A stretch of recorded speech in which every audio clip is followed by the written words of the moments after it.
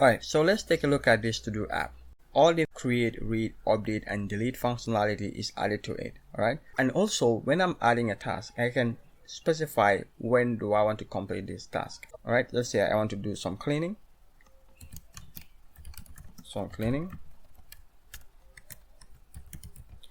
And I want that to be done by tomorrow, and I'll click submit. Okay, so do some cleaning is the second most urgent task to do because it's gonna be due in 12 hours 13 minutes. Okay, so the ones with a closer due date will be ranked on top. So now let's say if I'm done with editing a YouTube video and I want to mark it as complete, I'm gonna go to update, and if I click back, it will take me to the list.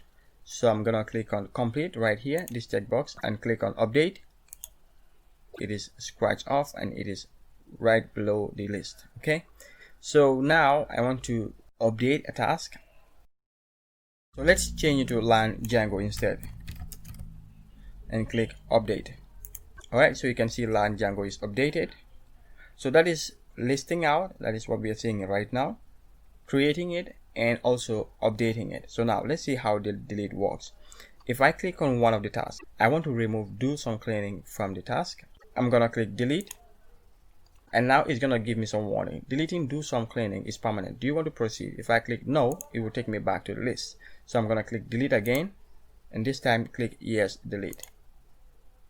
So you can see it has removed it from the database. All right, so this is the to-do app that we have. If you're interested in seeing how this app is built and you're not yet a subscriber, please subscribe to our channel. Thanks, and see you in the next one.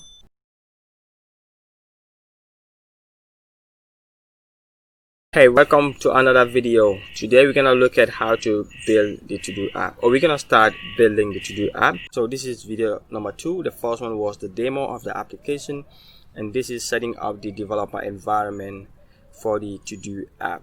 Alright, so I have all the steps, which is just similar to other videos like the stock management video. So this is almost the same steps. I'm gonna skip most of them. Alright, so first you need to install the Python 3. If you don't already have it, you'll need to install Python 3, and then you're gonna install pip for Python 3. That is step number 2.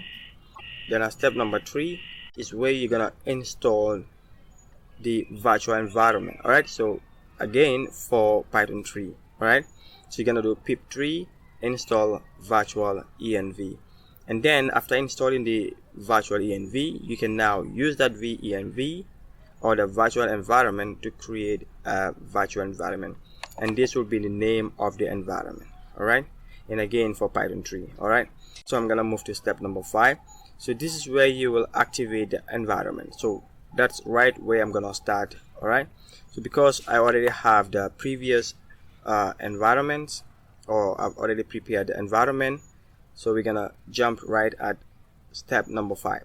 So if you're new to Django, I will link a video at the upper right hand corner of this video so that you can click it and see how to do all this from the 4th step all the way up to this last step.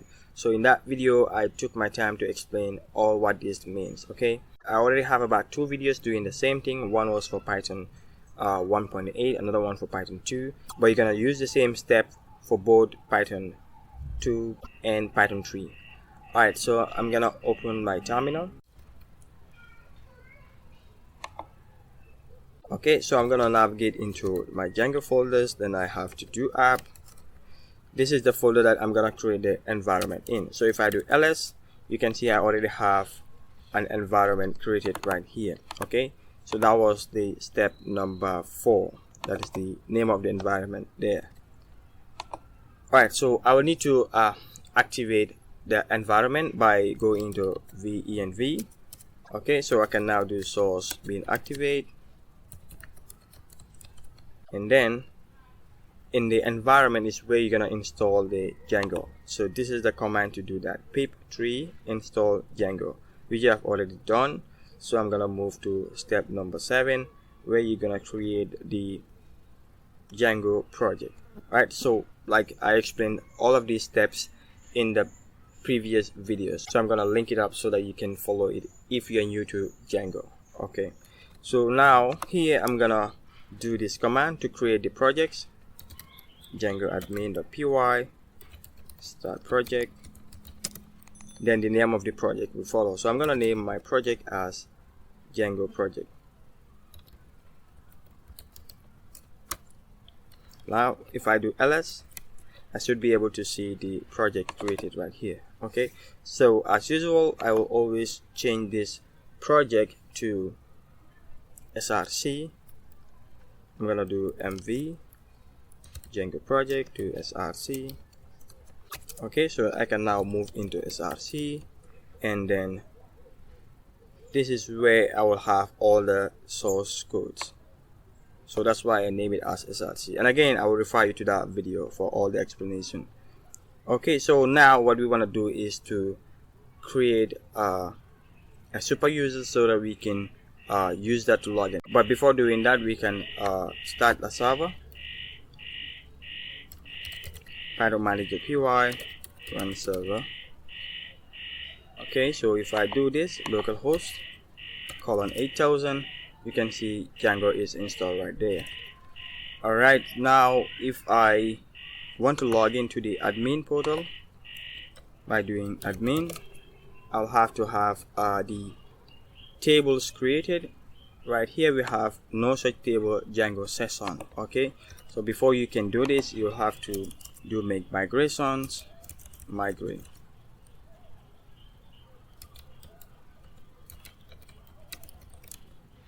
and then migrate. In fact, that is not necessary, so you can just do migrate straight. So this will create all the tables that we needed to be able to run Django admin.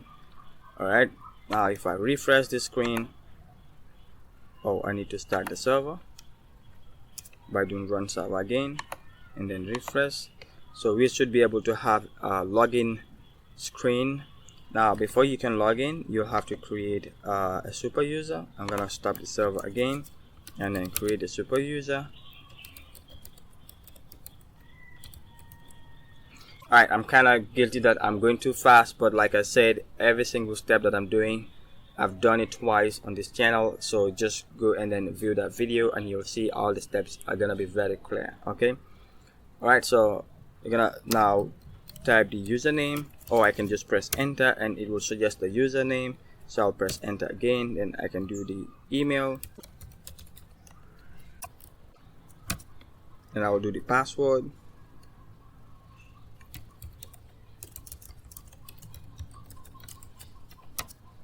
I'm gonna repeat the password again. Okay, so once the account is created, you can now log in with your username and your password. Again, the server needs to be running before we can do that. So I'm right in the application through the admin. Okay, so this is what I just did. I created the super user account and I logged into the server. Now we want to create the to-do app. Okay, now this is the command to start the app: Python manager py start app, then the name of the app. I'm gonna name this app to do. Alright, so I'm heading back to the terminal, stopping the server. I'm gonna do manager py start app to do. So remember, this name of the app is what we're gonna add in the settings. Okay, so I'm gonna go to the settings and then add this app name so that we can do migrations for the app. So right now all the migrations are for the project and the default applications that comes with Django. So before we can do a migration for this app, we'll have to add it into the settings. Alright, so I'm gonna go to settings, but before that I'll open the text editor. You can use any text editor. I use Sublime as my text editor, so I'm gonna open Sublime. Now I'm gonna open a folder so that I can code all this in one window. I'm gonna go to File, Open Folder. So this is where I have the app, to do app, then venv. I'm gonna open src and I click open. Alright, so here is the entire file structure of the application. Now if you want to get access to the settings, I'm gonna expand the project. Then we have settings.py. So right below here is where I'm gonna add the to-do app. So that's the name of the app that we just created. I'm gonna click save, and then we'll need to create a database for this app, and that's the code I have right here. I'm gonna copy the model and paste it in models.py for the app. So if you expand to do, I'm gonna see models.py. So right here I'm gonna paste that model. So the name of the table will be task, and then it's gonna have 5 fields. So the first field will be the ID, which is not shown here, but it is created when we are doing make migration and migrate. Okay, so the next field will be the title field. That's gonna be the title of the task. And then you're gonna have complete. That is, if you complete any task, you can mark it as complete, and it's gonna be a Boolean field.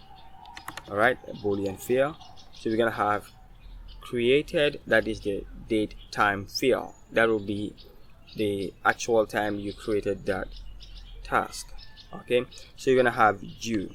So this is what we're gonna use to count down towards the end of that task. All right, so we're gonna save this and then do make migration and then migrate.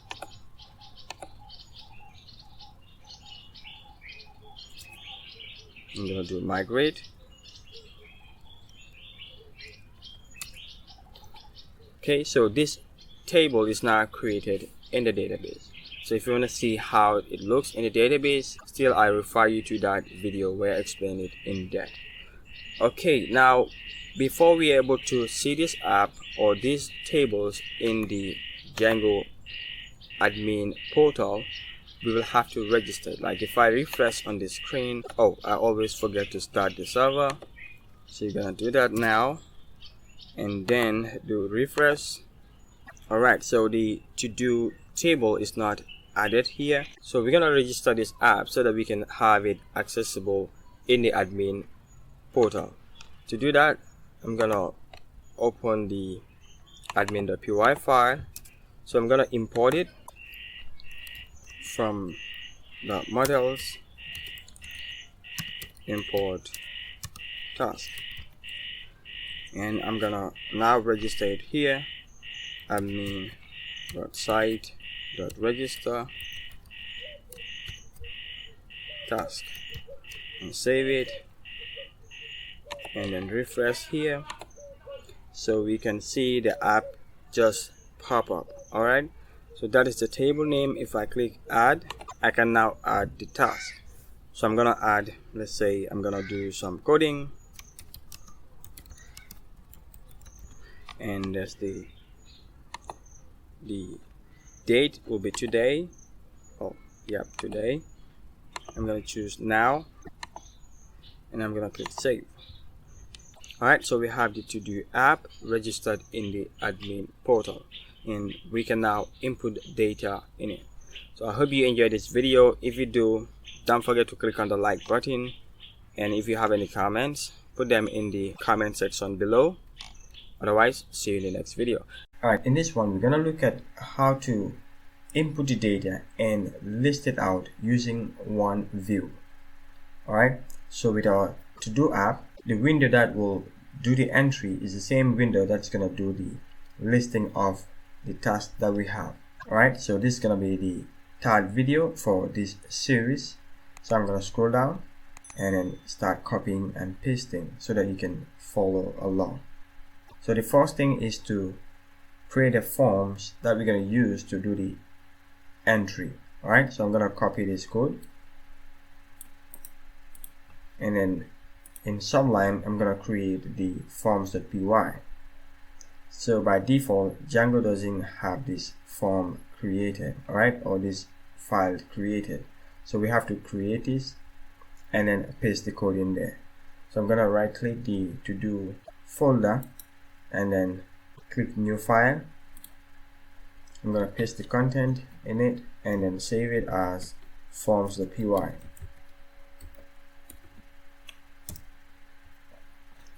Okay, so this is what we have as a form. So you're gonna have two fields. The first field will be the title, and then we're gonna have the due date. All right, so I'm gonna save this and then move to the next step. So in this step, we're gonna create the view. All right, so this view, like I said at the beginning, we're gonna use this view to list out the data and also input the data. So we're gonna have the forms that will do the entry of the data, and the query set will list out the data and then render it on the browser. So I'm gonna copy this and then paste it in views.py. Okay, so I'm gonna move this to import to the top. Alright, so since we're using redirect here, I'm gonna import redirect as well.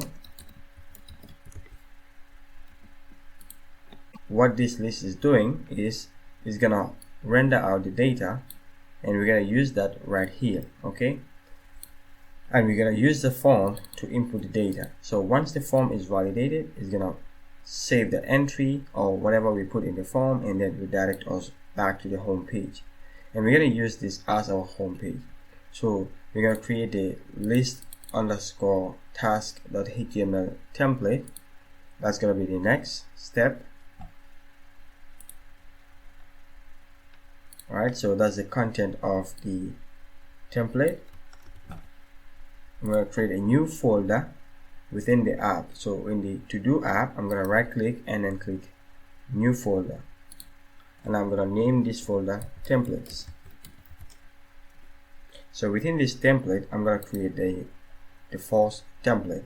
I'm going to click new file and paste the content right in there. So I'm going to save it as list_items.html.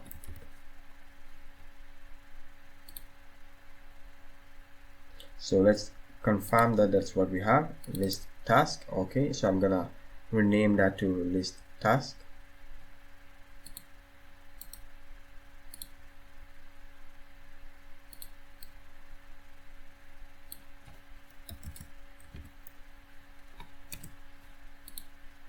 Without the S, so I have to rename it again.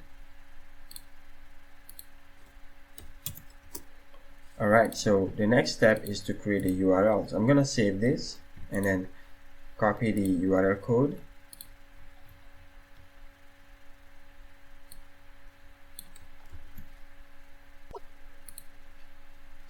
Right in urls.py. So this is located in the Django project folder. Right, so I'm gonna open the URLs and then paste the code right here.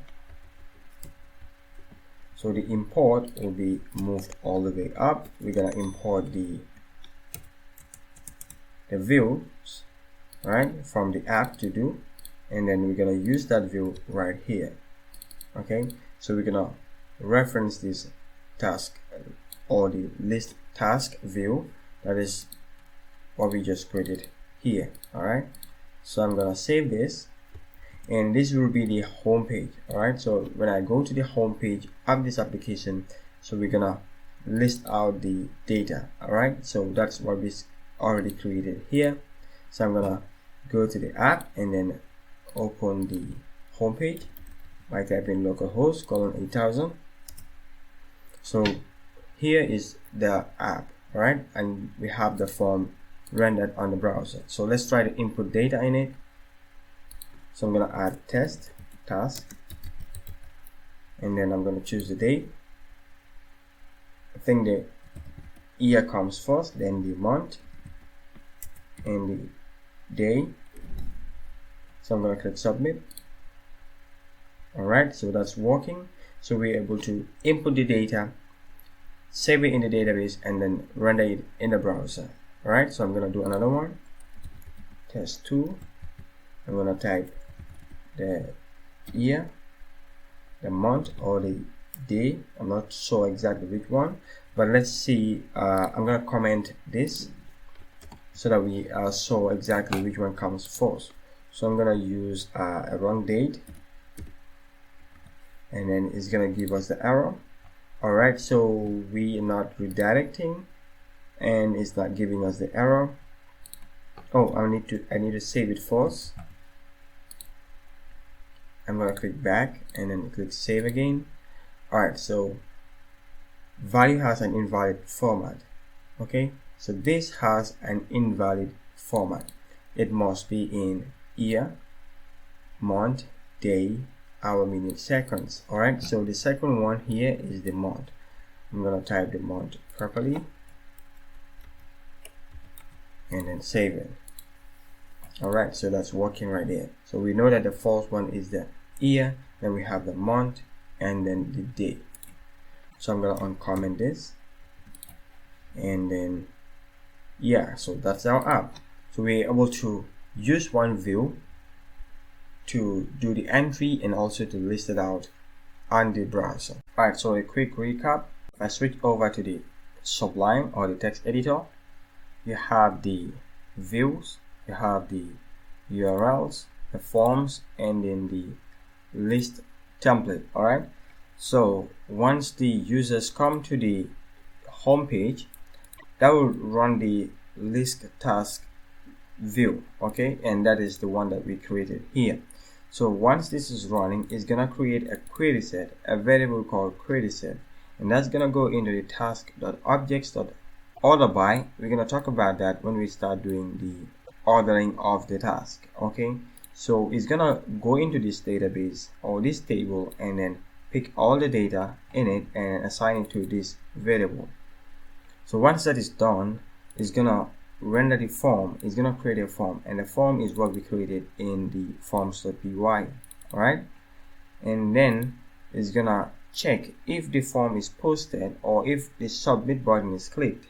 It's gonna try to save the data that was inputted in the form, and then this context is what renders the data on the browser, including the form. Okay, so when I open the list task HTML, so this is what is rendering the data on the browser. So it's gonna render whatever we have in the forms for the views, okay, and also the query set, right, for task in task. If you look into the view right here, we have this as task, okay, so with the S. Alright, so it's gonna have a variable called task in task. It's gonna create a for loop. So for every single object in this variable, it's gonna create a row for that object. Okay, so it's gonna list it out and then go pick another one and list it out until it finishes all the entries in a database. So that will create the listing on the template right here. Alright, and then it will end the for loop. So this is how all these pieces fit together. So I hope you enjoyed this video. If you do, don't forget to click on that like button. If you're not a subscriber and you enjoy videos like this, you might consider subscribing so that you will not miss our future videos. So if you have any questions, you can put them in the comments below. Otherwise, see you in the next video. Now that we have the data in the application, we want to see how to mark it as complete and then rule a line across it or strike it out. For example, if do some coding is completed, I'm going to click on update, mark it as complete, and then click update, and that will strike it out to show that this task is completed. If you're new to our channel, I'm gonna invite you to click on that subscribe button if you have any interest in programming, especially in Django, so that you'll not miss our future videos. So step number 1 is to create the form that will be used to update the task.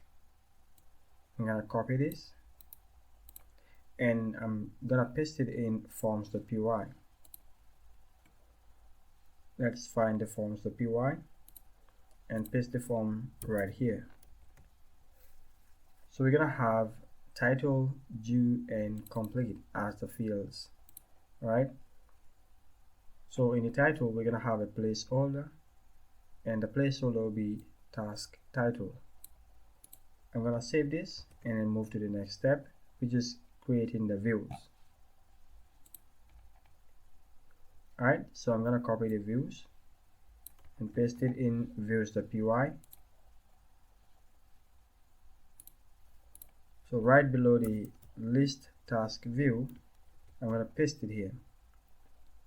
Now to update a task or to update an object, we're gonna pass in the ID or the primary key of that object so that we can uniquely select it and then update the values. Alright, so since we're gonna have a complete field in the form, we can now click on that checkbox to mark this task as complete. So when I switch over to the view, we have the query set that will uniquely identify the object with the primary key or the ID of that object and then assign it to the query set variable. Alright, so you're gonna have task.objects.get the ID of that object, and whatever object is selected, that's gonna be assigned to the query set. So we're gonna pass this ID through the URL. So we're gonna have a form, and that form is what we just created in forms.py. That is the update form. Alright, so that's what we're gonna give to this view, and whatever object is selected on this query set, that will be the instance for the form. So once we click on that object, we're gonna see the details of that object rendered in the form. Alright, so now once we have all that data displayed in the form, we're gonna do a post request. That is what we're gonna click on update. Alright, so once we click on update, it's gonna do a post request and it's gonna re-render the form and then check if the form has validations. That is, if we add any validation to this form, which we don't have yet, but later you can add it. I'm not gonna do it for this tutorial. If you have any questions on that, or if you want to see how that is done, you can refer to other videos that I have in the channel. Alright, so if we have any form validations, it's gonna check whether it has matched or it has passed all those validations, and then save whatever update we've added to that data, and then redirect it back to the home page. Alright, which in this case is gonna be the list task view. Alright, so since that what we added as a home page in the urls.py file, before I click on that urls.py file, I'm gonna create the update task template. Okay, or we can just go and then create the URL and then later create the template. Okay, so this is just the regular context that we've been using that defines what will be rendered on the browser. Okay, in this case it's just the forms. So now the next step is to create the URLs. Right, so I'm gonna click on the code or select it, copy it, and then paste it in urls.py. So right below the home URL, I'm gonna create an update URL, and that will be the one responsible for passing the ID or the primary key of that object that is selected. Alright, so in views it's gonna be matched with the update task view. Okay, alright, so in the previous video we imported the views from the To-Do app, so we're gonna link this URL to this update view. Alright, and we're gonna give it a name of update task. So you're gonna see how we're gonna use this name to identify which URL we're referring to, or which URL is gonna take effect once we click on update.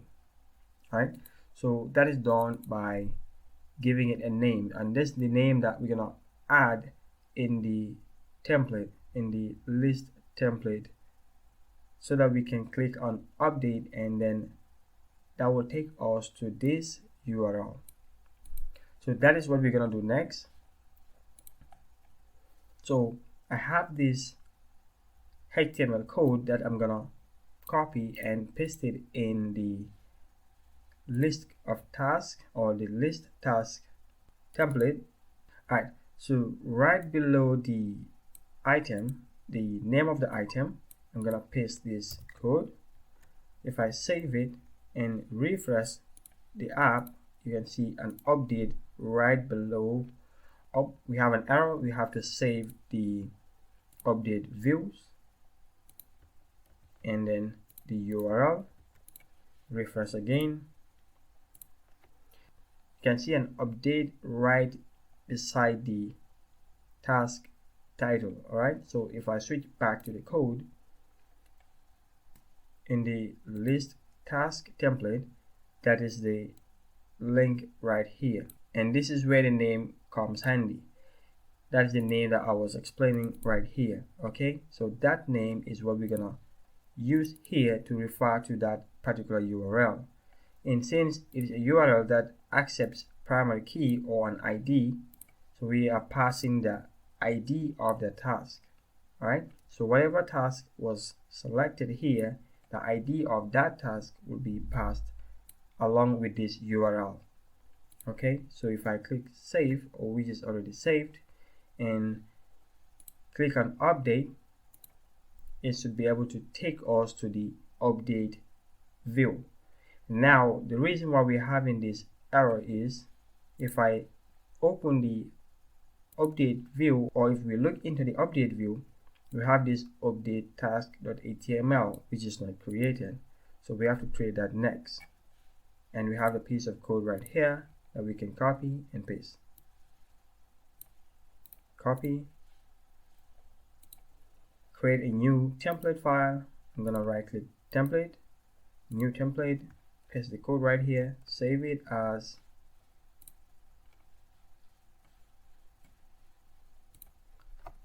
update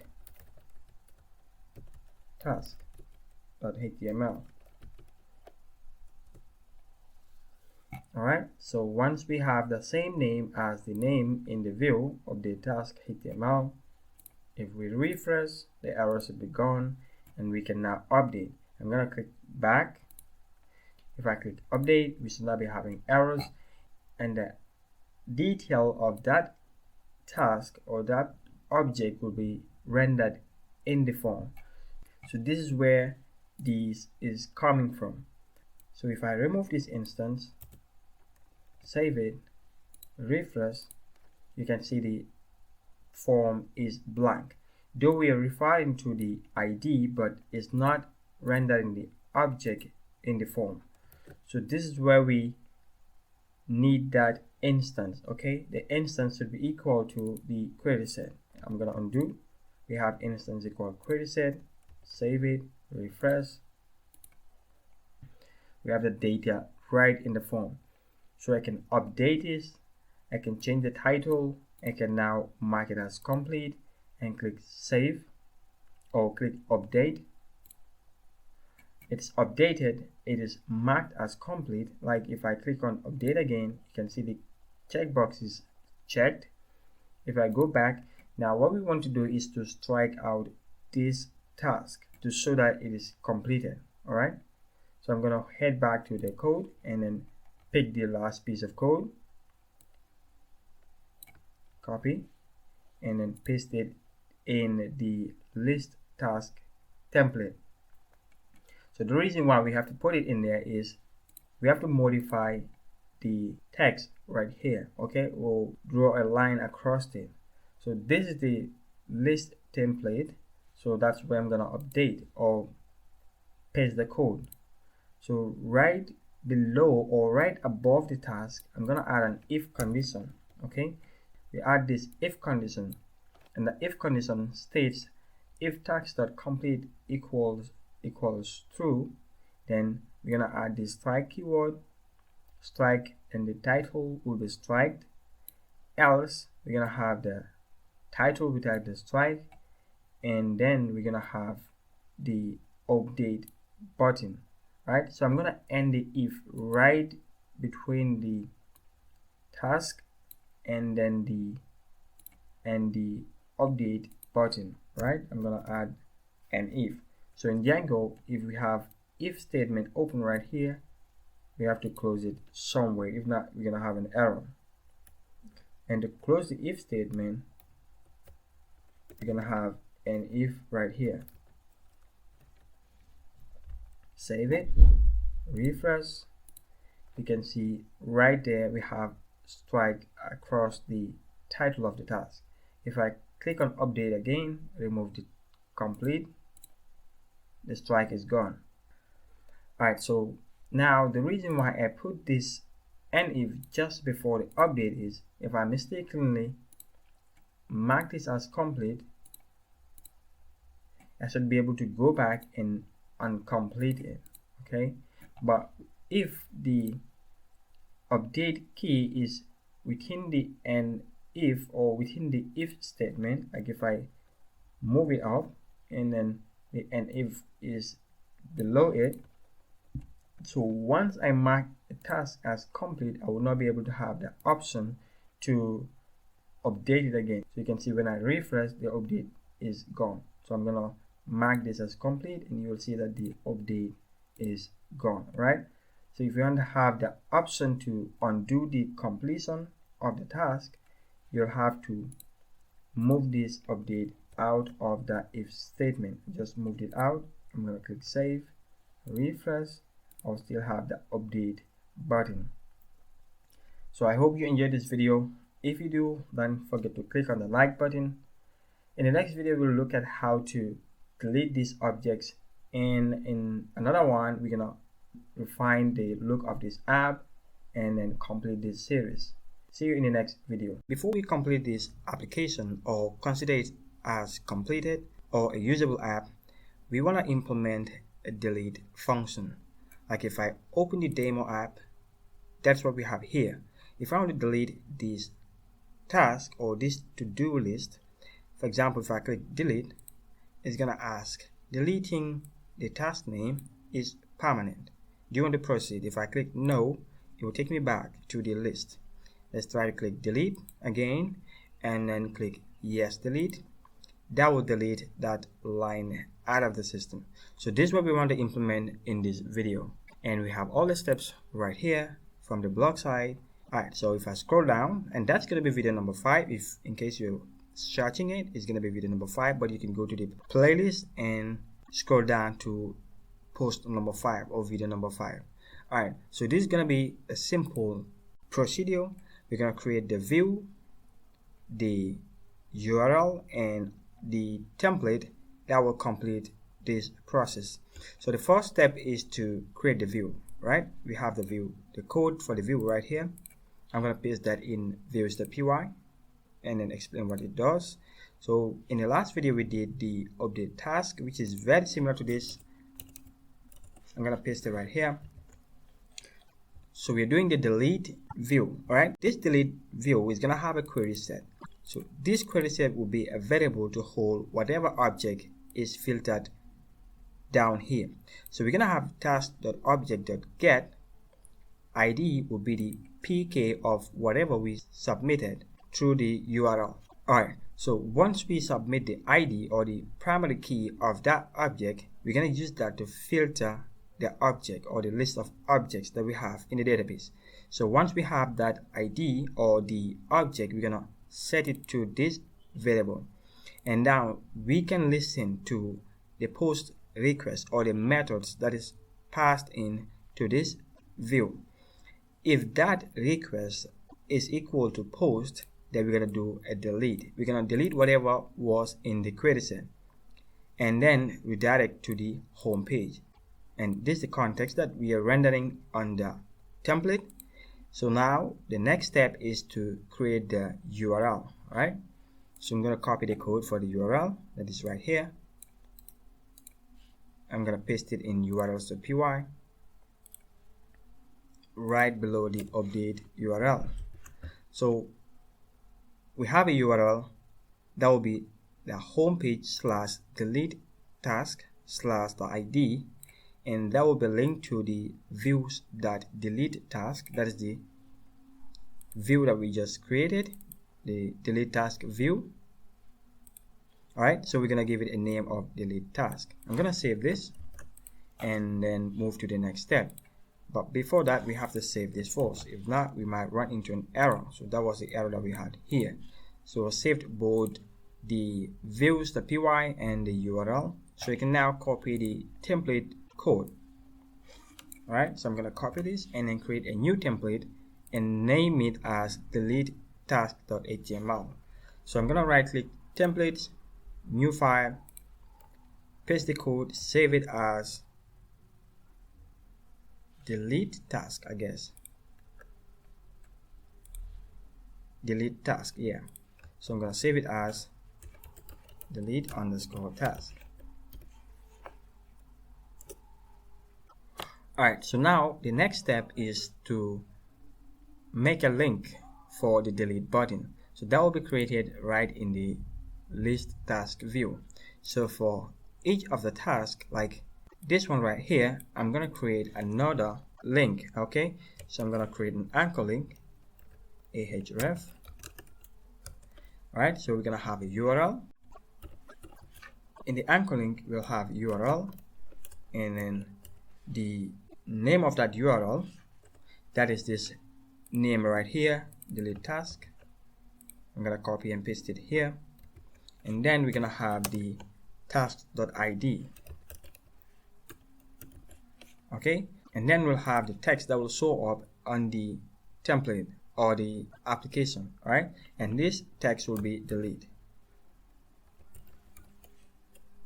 Then we can now close the anchor link. Okay, so if I save it, refresh the application, we have this delete button. Okay, I'll move this delete button right below the update, paste it right here, refresh, and then click delete. We have deleting task or test task is permanent. Do you want to proceed? If I click no, it should take me back. Okay, if I click delete again and click yes this time, it should be able to delete that object. Let's try it again. Delete, yes, that object is deleted. So this is how to implement the delete function in your application.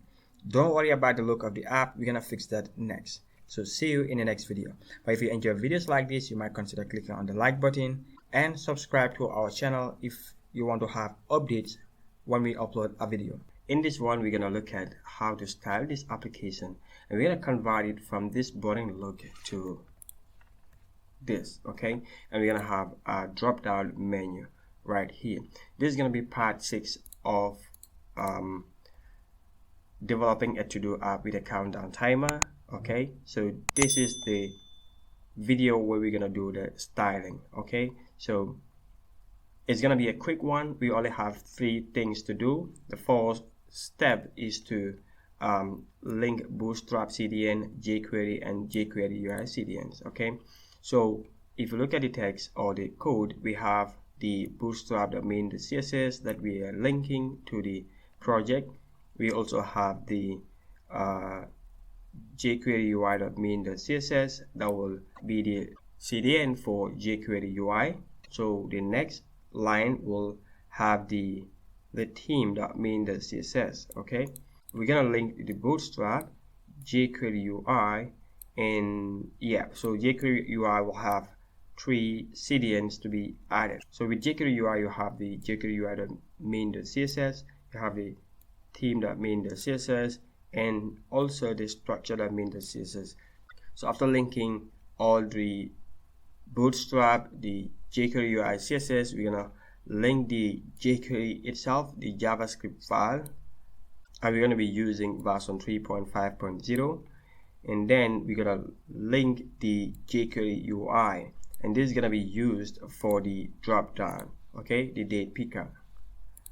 Okay, so the next step, that is step 2, we're gonna be styling the page, that is giving it this background, and also the style the input fields, the buttons, and so on. All right, so the last step will be the drop down JavaScript file. Okay, the date picker right here. So I'm gonna quickly copy these codes and then paste them in Sublime. All right, so the first code will be this. I'm gonna copy the entire CDNs, that is the Bootstrap and the jQuery UI. I'm gonna paste it right here in the list task HTML. Okay, so this is a template I'm gonna paste it in. So we have the Bootstrap CDN, you have the 3 jQuery UI CDNs for the CSS files. Okay, so the reason why we're doing this is in our previous videos we normally download these files and have them as static files in the application. So with this one we don't want to mess with the static file settings and things like that. We just want to link the CDNs directly in the application so that we can use them and style the application. Okay, so the next step would be the styling of the page. Actually we copied the jQuery and the jQuery JavaScript files as well. Alright, so we're gonna be using the styles. I'm gonna copy the entire styles and then paste them in the file itself. Like I said, we will not be using static files, a separate static file for this project. I've shown how to do that in our previous videos or our previous series. Okay, so the styling for the page will be, you're gonna give the background a gradient color. I'm gonna save it and refresh the app. Alright, so this is the gradient that we set it. We're gonna transition from a lighter green towards a dark color at the bottom of the page. Okay, so that's what we're doing with this gradient. Okay, and then we're gonna style the inputs, the width, the padding, margin, and the box sizing, and this has to do with the inputs that we have in the form, right? In the form right here. So if you look at, we have these input fields. This is what we are styling with the input class right here, or the input element right here. Okay, alright, so we also have a container, that is the entire page, so we are styling the container as well, and that container is gonna be having a width of 50%. that is gonna give it this small space right here. We're gonna be giving it that 50%. Alright,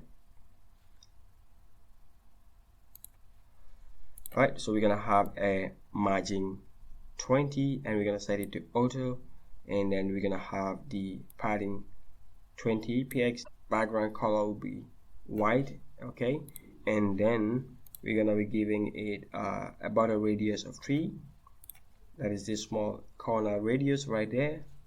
Okay, and we're gonna give it a box shadow. Oh yeah, a box shadow right here. Alright, if you look at it, you can see it's kind of a shadow around, going around the container. Okay, so that is the styling for the container. Right, so if you look in the HTML codes, you're gonna have a class item rows, so that's what we are styling with this. Okay, so we're gonna give it a background of that, margin, and so on. So we're gonna have a save button, and that is the button right here. We're gonna give it a class of save and then style that save right here. We're gonna give it this color and the text will be white, so that is this button right here. All right, so that is the styling for the container, and what we have left is the drop down date picker. So the title, we can have our title typed in the drop down. For the date, we want to have it as a date picker. All right, so that we'll not have to type the date as we were doing it in the previous videos. So we're gonna do that next. So that's the code, piece of code I have right here. I'm gonna copy and paste it right below the HTML text. Alright, so the reason why I want to put the JavaScript file below here is for it to make sure that the pages are loaded, or the elements are loaded before it applies any JavaScript to it. Okay, so that's it. And the styling is this. We're gonna be using a jQuery plugin, that is the date picker. So with all jQueries, we'll have to put it in a document.ready function. Okay, and then I'm defining a variable date input container and option. So the date input will be looking for the elements with a name of due. All right, so in the form we have an element that is due. All right, the field name will be due. So now we're grabbing that and setting it as the date input variable, and we're gonna have our container right here. Okay, and then we have an option. The option will be the format of the date. So by default, if I save it and remove this option right there, we'll be able to have a date picker. Okay, but the format will be different, and this is not what Django expects. So if I want to save it, I'm gonna have an error. Okay, I'll have to type something here. I'm gonna have an error. Right, so the error is not showing up here, but the error is the date format that we are submitting in the database will be different from what Django expects. So that's why we are doing this formatting of the date. So we want it to be like year, month, and day. So if I save it and refresh, all right, so now if I choose a date, I'll have the actual format that Django expects. So that's what we're doing right there with this code. Okay, so we can type whatever we want to type and then submit, and we're gonna have it listed down here. All right, so we'll have one more styling to do, that is the delete button. I'm gonna style it separately. I have this anchor link right here that is doing the delete. I'm gonna give it a class of I'm gonna give it let's say delete, and then we're gonna style the delete class. All right, so I'm gonna go back up here and style the delete button. What I'm gonna do is instead of giving it a class and styling it separately, I'm gonna use a bootstrap btn style. So I'm gonna use btn and btn danger. Save it and refresh. All right, so that is the delete right here. All right, so we have few more things to take care of before we end this video. One of them is to edit the update template and also the delete template. All right, so as you can see, these two pages are not having the same styling as the home page or the list page. All right, so we're gonna make sure we have styling right here and also in the delete template. So I'm gonna head over here, and that is the update template. So we're gonna copy the styling right from here all the way up, paste it here.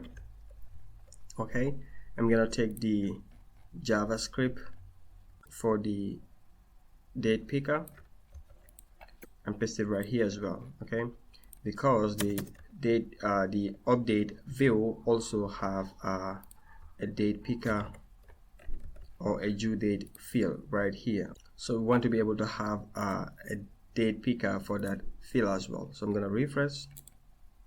All right, so we have this styling as how we want it. I'm gonna go back and then style the date or the delete template as well. Okay, so with the delete template, I don't have to use the date time picker because we don't have any date to pick right here. So all we need for that page is the styling and then the CDNs. We don't even need the jQuery UI CDNs. Okay, so I'm gonna copy all of this, all right, and paste it in the delete view or the delete template. All right, so what I will do is this. I'm gonna remove save because we don't have save there. We have a container. We don't have let's check. We don't have a row right here. Okay, I'm gonna remove this one as well just to keep our file simple and light. Okay, we don't have, yep, we have a container.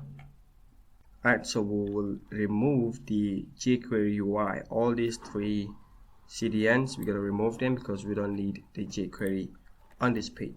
So I'm gonna save and refresh here. Okay, so we will need to start the no button and that is having a class of my button. So what I'll do is I'm gonna style it to have a width of 100%. But my button, we're gonna give it a width of 100%. Save it, refresh. Alright, so we have it full width right there. Okay, and we wanted to have a space between the no and the yes button, so I'm gonna put a BR right here, actually 2 BRs. Okay, I'm gonna save and then refresh.